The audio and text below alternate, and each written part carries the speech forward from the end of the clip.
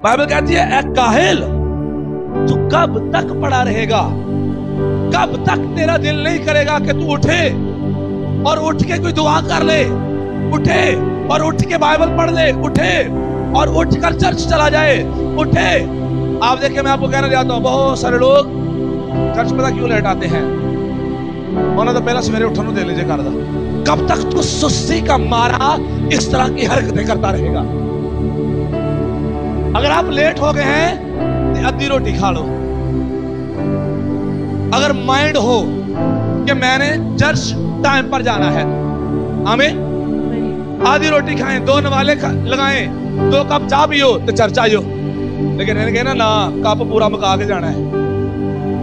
Cup पूरा time बेशक आधा घंटा गुजर जाए इबादत का, एदी खैर ही है, लेकिन कप जड़ा है मका के जाना है। इबादत मुक जाए तो मुक जाए, कप में चर्च मुझे और आपको बहुत संजीदगी के साथ देखने की जरूरत है, बहुत ज्यादा संजीदगी के साथ। और बहुत सारे लोग बरकत क्यों नहीं पाते सारी जिंदगी? बहुत सारे लोग, उनकी सारी जिंदगी हालात क्यों नहीं बदलते?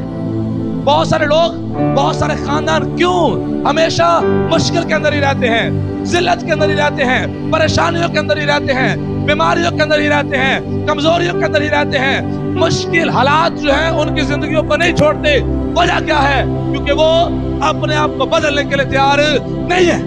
और जब तक मैं और आप अपने आप को बदलेंगे नहीं, तब तक खुदा मेरे और आपके हालात में नहीं बदलेगा। जब मैं और आप अपने आप को बदल लेंगे, खुदा मेरे और आपके हालात में बदल देगा।